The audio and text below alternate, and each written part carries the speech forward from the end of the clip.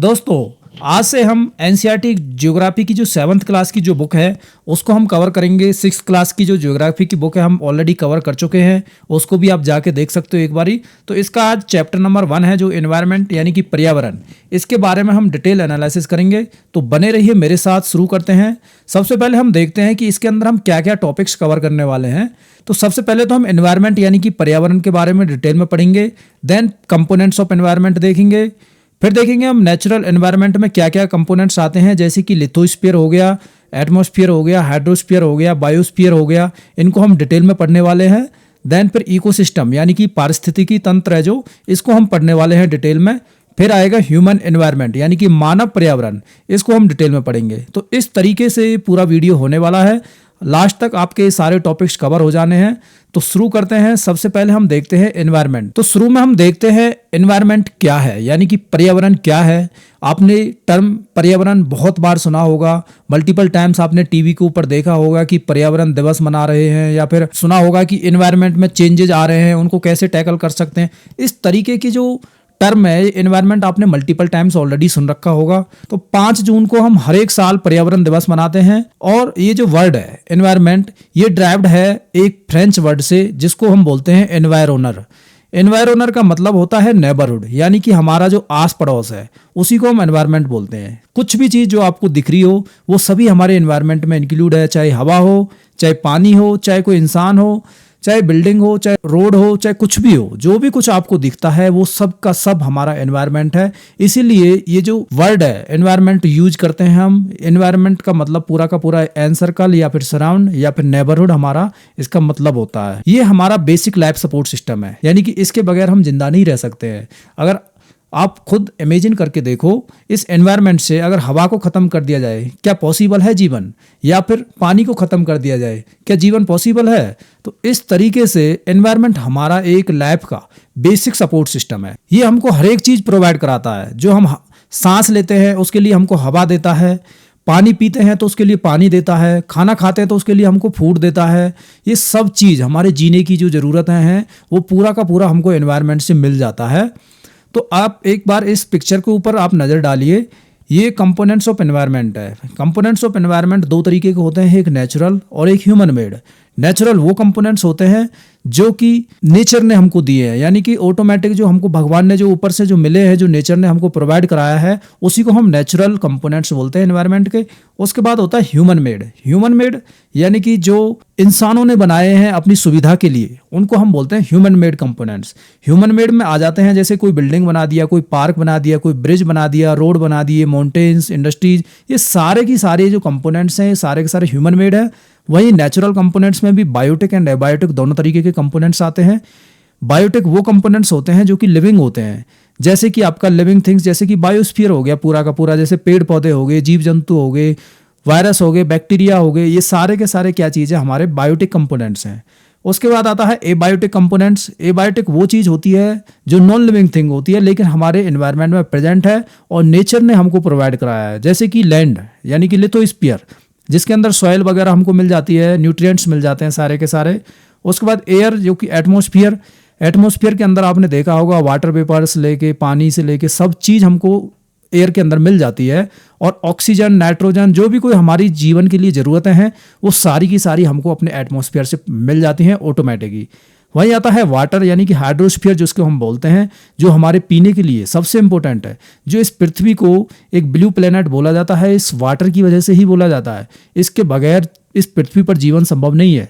इसीलिए ये सारे के सारे जो कंपोनेंट्स हैं ये सभी मिलके हमारा पूरा का पूरा एनवायरनमेंट को क्रिएट करते हैं। अब हम फैक्टर्स देखते हैं इस एनवायरनमेंट के क्या क्या फैक्टर्स हैं। जैसा कि मैंने अभी डिस्कस किया, बायोटिक यानी कि जो लिविंग कंपोनेंट्स होते हैं, इसके अंदर आते हैं जितने भी एनिमल्स हैं, प्लांट्स हैं, माइक्रो ऑर्गेनिजम्स हैं। माइक्रो ऑर्गेनिजम्स के अंदर सारे सारे जो फंगाई हैं, बैक्टीरिया हैं, वायरस हैं, सब चीज़ आ जाता है इस माइक्रो ऑर्गेनिजम्स में। उसके बाद प्लांट्स जो कि प्रोड्यूसर्स हैं, जो हमको फोटोसिंथेसिस करके जो खाना बना के रेडी रखते हैं। और हमारे लिए इतना इंपॉर्टेंट है कि जो ऑक्सीजन जो हम ले रहे हैं वो भी क्या है, प्लांट्स ही क्रिएट कर रहे हैं। और कार्बन डाइऑक्साइड जो हम छोड़ रहे हैं वो इनको यूटिलाइज भी कर रहे हैं प्लांट्स। तो इस तरीके से बायोटिक कंपोनेंट्स जो हैं हमारे एनवायरनमेंट के लिए बहुत ही ज़्यादा बेनिफिशियल हैं। जितने भी जो एनिमल्स हैं ये एक फूड चेन बना के रखते हैं, एक इस तरीके का इकोसिस्टम बना के रखते हैं कि पूरा का पूरा जो सिस्टम है वो पूरा का पूरा इस एनवायरनमेंट के साथ जुड़ा हुआ है। इन एनिमल्स, प्लांट्स, माइक्रो ऑर्गेनिज्म से हर एक चीज़ों से हम जुड़े हुए हैं। तो ये हो गया अपना बायोटिक कंपोनेंट्स। उसके बाद आता है एबायोटिक कंपोनेंट्स जो कि नॉन लिविंग है, जैसे कि एयर हो गया, वाटर हो गया, सॉइल हो गया, सनलाइट। सनलाइट इतना इंपॉर्टेंट है कि बगैर सनलाइट के ना तो पेड़ पौधे अपना खाना बना पाएंगे और ना ही हम पेड़ पौधों को खा पाएंगे। इस तरीके से सनलाइट का भी बहुत ज़्यादा इंपॉर्टेंट रोल हो जाता है हमारे जीवन में। उसके बाद टेम्परेचर हो गया, विंड हो गया, ये सारी चीज़ जो एबायोटिक कंपोनेंट्स हैं ये भी हमारे एनवायरनमेंट में हर एक चीज़ कुछ ना कुछ रोल अदा कर रही है। अब हम देखते हैं जो हमने कंपोनेंट्स पढ़े हैं इनको और डिटेल में एनालिसिस करते हैं। तो एनवायरनमेंट को अगर हम डीपली डिवाइड करते हैं तो ये 3 चीज़ों में डिवाइड हो जाता है। सबसे ऊपर आता है फिजिकल एनवायरनमेंट, उसके बाद बायोलॉजिकल एनवायरनमेंट और सबसे नीचे आता है कल्चरल एनवायरनमेंट। जो सबसे ऊपर जो फिजिकल एनवायरनमेंट है इसके अंदर एटमॉस्फेयर आ जाएगा, हाइड्रोस्फीयर आ जाएगा और लिथोस्फीयर, जो कि हम डिटेल में पढ़ेंगे इनको आगे चल के। उसके बाद बायोलॉजिकल में एबायोटिक एंड बायोटिक, ये हमने ऑलरेडी डिस्कस कर लिया है। बायोटिक में हमारे आते हैं producers, consumers and decomposers. Producers ज़्यादातर प्लांट्स होते हैं जो कि फोटोसिंथेसिस करके अपना खाना खुद बना लेते हैं, उन्हीं को हम प्रोड्यूसर्स बोलते हैं। इन प्रोड्यूसर्स को खाने वाले कंज्यूमर्स रहते हैं, जैसे कि कोई गाय हो गया, भैंस हो गया, बकरी हो गया, ये सब चीज़ क्या है प्रोड्यूसर्स को खाते हैं, यानी कि ये घास को या पेड़ पौधों को खाने वाले होते हैं, तो इसलिए इनको बोलते हैं हम कंज्यूमर। उसके बाद डिकम्पोजर होता है। डिकम्पोजर लास्ट में होता है, यानी कि सब चीज़ों को गलाने और सड़ाने का जो काम करता है वो डिकम्पोजर होता है, जिनमें वायरस और बैक्टीरियाज और माइक्रो ऑर्गेनिजम्स, फंगाई वगैरह, ये सारे चीज़ डिकम्पोजर्स में आ जाते हैं।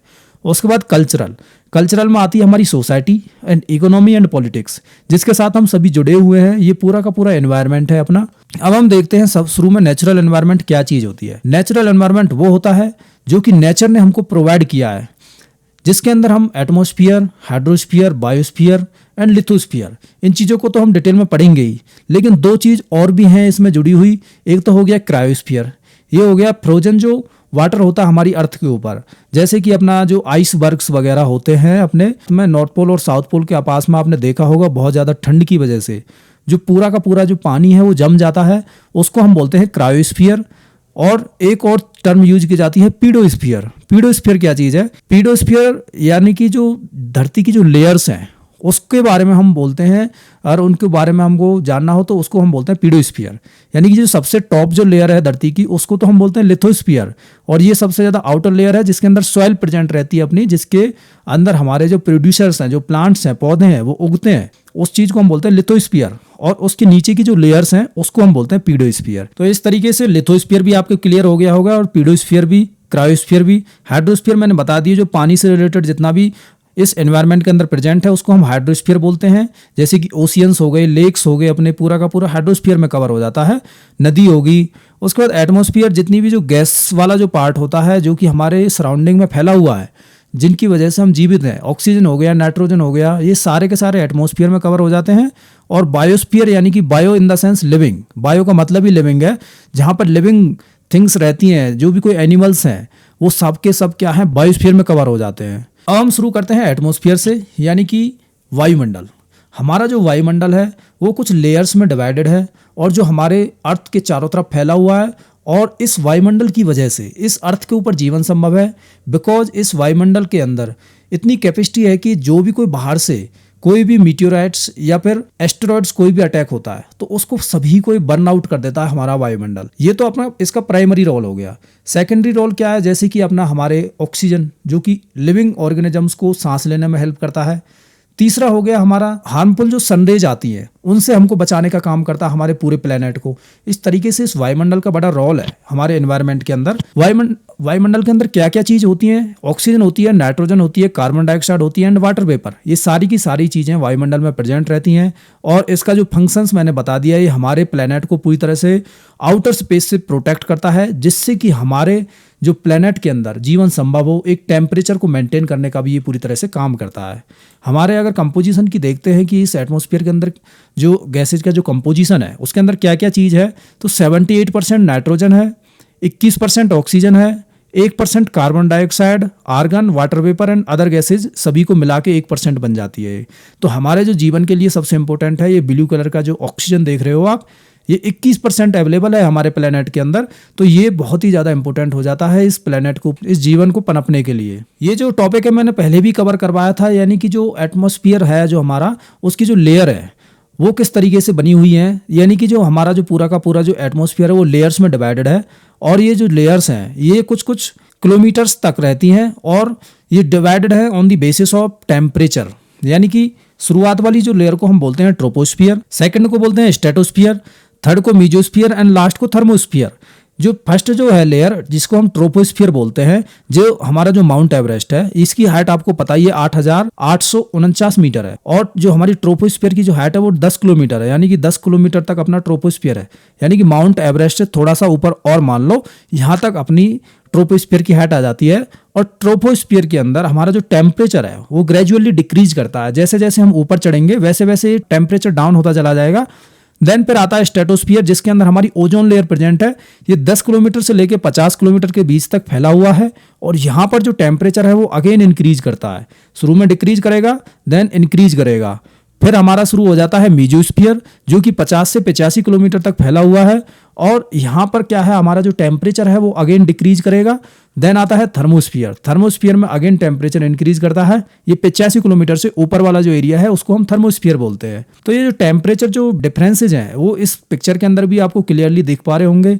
ट्रोपोस्फियर के अंदर -60 डिग्री सेंटीग्रेड तक जो टेम्परेचर जाता है, उसके बाद हमारी ओजोन लेयर आती है, और स्ट्रेटोस्फियर के अंदर ये अगेन 0 डिग्री तक आ जाता है, यानी कि इंक्रीज करता है टेम्परेचर स्ट्रेटोस्फियर के अंदर। मीजोस्फियर में अगेन डिक्रीज करता है, और यहाँ पर -90 डिग्री सेंटीग्रेड तक दोबारा से चला जाता है, और फिर थर्मोस्फियर के अंदर ये अगेन इंक्रीज करता है।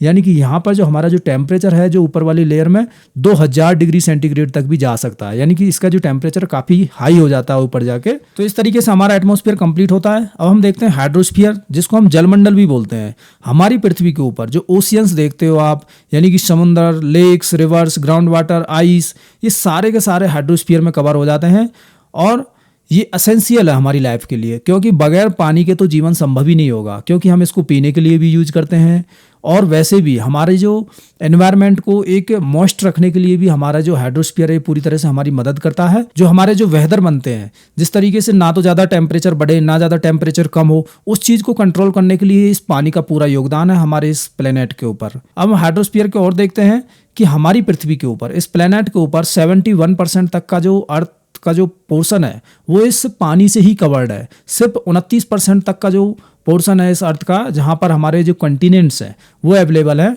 और इस 71% जो पानी है इसमें भी 97% तक का जो पानी है वो हमारे समुंदर्स में पाया जाता है, यानी कि ओशियंस के अंदर मिलता है, जो कि सॉल्ट वाटर है। और इसको हम ह्यूमन यूज में कभी भी नहीं ले सकते हैं, बिकॉज ये सॉल्ट वाटर है, ये बहुत ज़्यादा नमकीन पानी रहता है, इसकी वजह से इसका यूज बिल्कुल ना के बराबर हो जाता है। इस पिक्चर के अंदर भी आप देख पा रहे होंगे हमारी अर्थ पे 5 ओशियंस प्रेजेंट हैं और 7 कॉन्टिनेंट्स प्रेजेंट हैं। अब इन ओशियंस को एक बार गो थ्रू कर लेते हैं, इंपॉर्टेंट हो जाता है हमारे एग्जाम पर्सपेक्टिव से। तो सबसे जो बड़ा जो ओशियन है जो कि सर्कुलर आकार का है वो है पैसिफिक ओशियन। यहाँ से इस तरीके से आप देख पाओगे ये सर्कुलर बन रहा है, ये और ये एक ही चीज़ है, क्योंकि हमारी पृथ्वी गोल है तो इसको हमने फ्लैट इस पे सरफेस पे देख रहे हैं, तो इसकी वजह से क्या है एक ही चीज़ है। तो ये पैसिफिक ओशियन यहाँ पर फैला हुआ है जो कि सबसे बड़ा है। उसके बाद हमारा आता है इंडियन ओशियन, ये यहाँ पर प्रेजेंट है जो कि एक कंट्री के नाम पर है। उसके बाद ये अटलांटिक ओशियन है, ये यहाँ पर प्रेजेंट हो जाता है, यूरोप और नॉर्थ अमेरिका और साउथ अमेरिका के बीचों बीच में देखने के लिए मिल जाएगा पूरा का पूरा। उसके बाद होता है साउथर्न ओशियन, ये एंटार्क्टिका के ऊपर थोड़ी सी देखने के लिए मिल जाएगा पूरा का पूरा साउथर्न ओशियन। और ऊपर सबसे ये मिल जाएगा आर्कटिक ओशियन, जहाँ पर हमेशा ज़्यादातर बर्फ जमी रहती है, और ये पोलर रीजन्स में देखने के लिए मिलता है आर्कटिक ओशियन। तो इस तरीके से पूरे के पूरे ओशियंस फैले हुए हैं। और जो महाद्वीप हैं 7 वो इस तरीके से हैं, यहाँ पर एशिया है, यहाँ पे अफ्रीका है, ये यूरोप है, ये नॉर्थ अमेरिका है, ये साउथ अमेरिका है, ये ऑस्ट्रेलिया है और ये अंटार्कटिका है। अब हम एक बार जो वाटर का जो डिस्ट्रीब्यूशन है इस अर्थ के ऊपर उसको थोड़ा देख लेते हैं।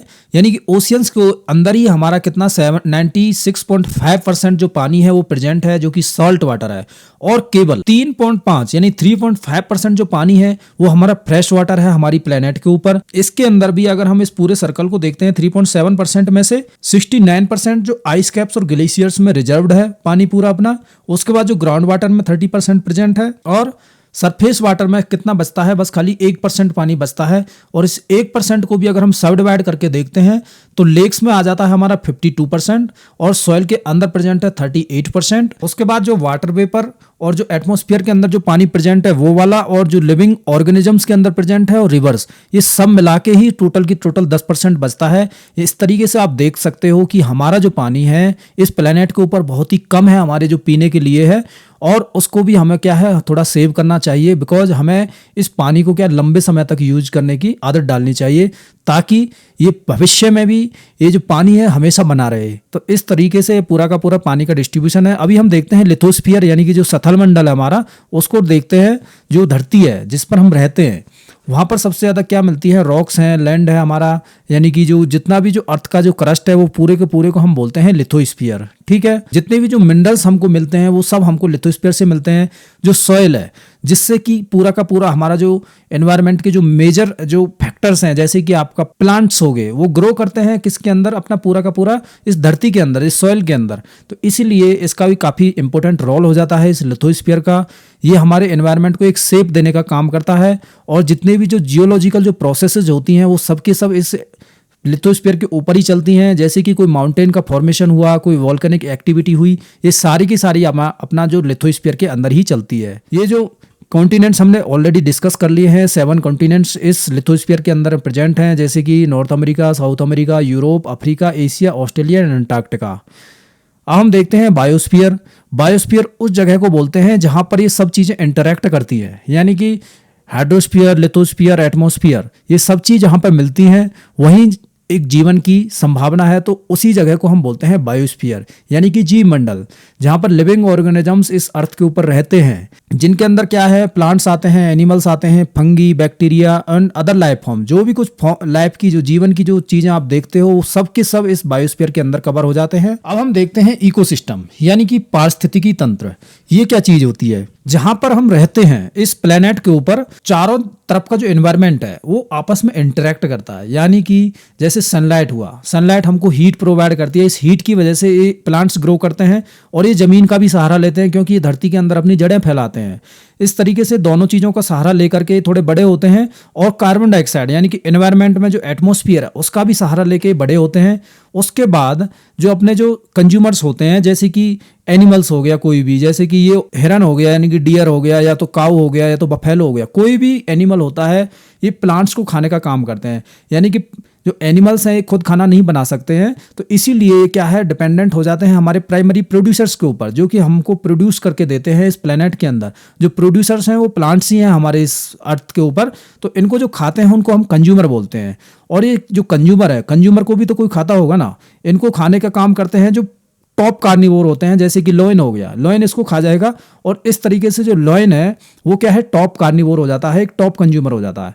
उसके बाद जब ये मर जाते हैं, यानी कि प्लांट्स मर गया, या तो एनिमल मर गया, कहीं भी किसी भी एंगल पे कोई फंगाई मर गया, ये हर एक जो चीज़ जब मर जाती है, इनको सड़ाने और गलाने का जो काम करता है वो करते हैं एल्गी, बैक्टीरिया। ठीक है, ये सब चीज़ जो भी हमारे माइक्रो ऑर्गेनिजम्स हैं, ये सब चीज़ इनको तोड़ने का काम करते हैं, और दोबारा से इनको माइक्रो न्यूट्रिएंट्स में कन्वर्ट कर देते हैं, और फिर से वही सॉइल के अंदर मिल जाते हैं, और अगेन ये प्रोसेस चलती रहती है। इसी चीज़ को हम इकोसिस्टम बोलते हैं, यानी कि एक ऐसा सिस्टम जहाँ पर हर एक चीज़ एक दूसरे के साथ इंटरैक्ट करे, उसी चीज़ को हम इकोसिस्टम बोलते हैं। इसके कंपोनेंट्स की अगर बात करते हैं तो 2 कंपोनेंट्स इसके मेन कंपोनेंट्स हैं इकोसिस्टम के। एक होता है बायोटिक, यानी कि लिविंग कंपोनेंट्स, जितने भी लिविंग ऑर्गेनिजम्स अभी अभी आपने पढ़े, यानी कि प्लांट्स हो गए, एनिमल्स हो गए, फंगाई हो गए, बैक्टीरिया हो गए, ये सब चीज़ हमारे जो सिस्टम का एक हिस्सा है। उसके बाद होते हैं एबायोटिक कंपोनेंट्स, यानी कि नॉन लिविंग कंपोनेंट्स, जैसे कि आपका सनलाइट हो गया, सनलाइट की वजह से ही तो इस प्लेनेट के ऊपर जीवन संभव है। उसके बाद वाटर हो गया, सॉइल हो गया, एयर हो गया, मिनरल्स हो गए, ये सब चीज़ मिला के इनको हम बोलते हैं नॉन लिविंग, जिनके अंदर जीवन तो नहीं है, लेकिन हमारे एनवायरनमेंट में इनका काफ़ी इंपॉर्टेंट रोल है, और इन्हीं की वजह से पूरा का पूरा सिस्टम बना हुआ है। इकोसिस्टम के कंपोनेंट्स, यानी कि बायोटिक कंपोनेंट्स और एबायोटिक कंपोनेंट्स। अभी हम देखते हैं ये जो इकोसिस्टम जो वर्क कैसे करता है। सबसे पहले तो इंटरेक्शन, इंटरेक्शन का मैंने एग्जांपल ऑलरेडी पहले ही दे चुका हूं मैं, यानी कि हर एक चीज एक दूसरे के साथ इंटरेक्ट करती है। यानी कि जो प्रोड्यूसर्स हैं जो वो हमारे सनलाइट का यूज करते हैं, एटमॉस्फेयर का भी यूज करते हैं, लिथोस्फीयर का भी यूज करते हैं, इन सभी चीज़ों को यूज करके बड़े होते हैं। उसके बाद जो हमारे जो कंज्यूमर्स हैं इन चीज़ों को खाने का काम करते हैं, और जीने के लिए क्या है, अपने एटमॉस्फेयर की ज़रूरत पड़ती है इनको, और उसके बाद पानी के लिए इसको हाइड्रोस्फीयर की ज़रूरत पड़ती है। और इस तरीके से पूरे एक दूसरे के साथ इंटरेक्ट करते हैं। इस इंटरेक्शन को ही हम क्या बोलते हैं, इकोसिस्टम बोलते हैं, और ये इसी तरीके से काम करता है। उसके बाद इसके अंदर एनर्जी फ्लो होती है, यानी कि कोई भी इकोसिस्टम हो उसके अंदर हमारा एक एनर्जी का फ्लो होता है। यानी कि हमारे सनलाइट से जो एनर्जी आती है वो इनके अंदर स्टोर हो जाती है प्लांट्स के अंदर, जिनको हम प्रोड्यूसर्स बोलते हैं, और ये जो एनर्जी है ये फिर कंज्यूमर्स में ट्रांसफ़र हो जाती है। और फिर ये कंज्यूमर्स को जो टॉप कार्निवोर्स जो रहते हैं, जैसे कि मैंने बताया लोइन, वो खा लेता है, तो वहाँ पर ये एनर्जी ट्रांसफ़र हो जाती है। उसके बाद जो वायरस बैक्टीरिया है उनके अंदर ये एनर्जी ट्रांसफ़र हो जाती है। इस तरीके से पूरा का पूरा एक एनर्जी का फ्लो, एक चक्र बन जाता है, यही इस इकोसिस्टम के अंदर चलता है। और तीसरा होता है न्यूट्रिएंट साइकिलिंग, यानी कि हर एक जो न्यूट्रिएंट्स है वो उसकी एक साइकिल चलती रहती है। यानी कि कोई भी न्यूट्रिएंट्स, मान के चलो एक कार्बन को कंपोनेंट्स को लेते हैं, वो कार्बन क्या है शुरुआत में अपने पेड़ों के अंदर रहेगा, वही कार्बन को खाने के बाद क्या है एनिमल्स के अंदर आ जाएगा, और वही कार्बन दोबारा से क्या है एक ये जो बैक्टीरिया जो वायरस है इसको खत्म करके दोबारा से मिट्टी के अंदर मिला देंगे, और अगेन ये प्लांट्स इसको एब्जॉर्ब कर लेंगे। इस तरीके से पूरी की पूरी एक न्यूट्रिएंट साइकिल चलती रहती है हमारे इस इकोसिस्टम के अंदर। अब हम एग्जांपल्स देखते हैं इकोसिस्टम के कुछ। तो एक होता है पॉन्ड इकोसिस्टम। पॉन्ड जैसा कि नाम से ही पता चल रहा है, यानी कि पानी के अंदर जो जीव जंतु जो रहते हैं वो किस तरीके से इंटरेक्ट करते हैं और एक सिस्टम बना लेते हैं आपस में जीने का, उसी को हम बोलते हैं पॉन्ड इकोसिस्टम। इसके अंदर बहुत सारे जो माइक्रो ऑर्गेनिजम्स हैं, प्लांट्स हैं, वाटर लेक बर्ड, ये सब चीज़ आपस में एक दूसरे के साथ जो इंटरेक्शन बनाती हैं और एक सिस्टम बनाती है, उसी को हम पॉन्ड इकोसिस्टम बोल देते हैं। उसके बाद फॉरेस्ट या फिर टेरेस्ट्रियल इकोसिस्टम बोलते हैं, जो कि लैंड बेस्ड है। यहाँ पर क्या होता है, जो फॉरेस्ट के अंदर, यानी कि फॉरेस्ट के अंदर भी क्या है, वही ट्रीज हमारा प्रोड्यूसर हो गया, देन एनिमल्स, फंगाई, सॉइल, ये सब चीज़ आपस में एक दूसरे के साथ जो सिस्टम बनाते हैं वो यही अपना फॉरेस्ट इकोसिस्टम कहलाता है। उसके बाद ओशियन के अंदर भी सेम है, जो जू प्लांक्टन है, फाइटो प्लांक्टन्स हैं, ये सब चीज़ क्या है प्रोड्यूसर्स हो जाते हैं उसके बीच में। उसके बाद जो कंज्यूमर्स आते हैं वो फिश वगैरह हो जाती हैं। उसके बाद जो टॉप कार्निवोर आते हैं वो कौन हो जाते हैं, आपकी जो बड़ी बड़ी जो व्हेल्स होती हैं वो हो जाती हैं। और उसके बाद डिकम्पोजर्स तो सेम ही है। इस तरीके से पूरा का पूरा जो सिस्टम है वो बन जाता है एक ओशियन के अंदर, उसी को हम बोलते हैं ओशियन या फिर मरीन इकोसिस्टम। ठीक है, तो इस तरीके से पूरा का पूरा ये यहाँ पे आपका इकोसिस्टम कंप्लीट होता है। अब हम देखते हैं ह्यूमन एनवायरनमेंट, यानी कि मानव पर्यावरण क्या चीज़ है।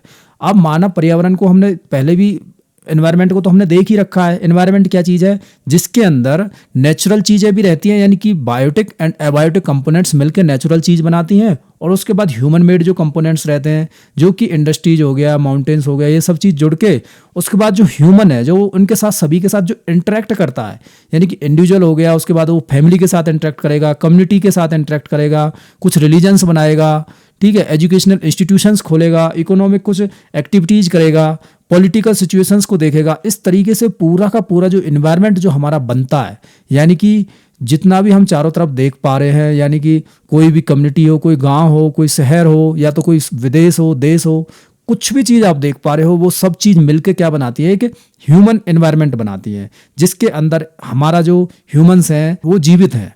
तो यहाँ पर हमारा ह्यूमन एनवायरनमेंट भी कंप्लीट होता है।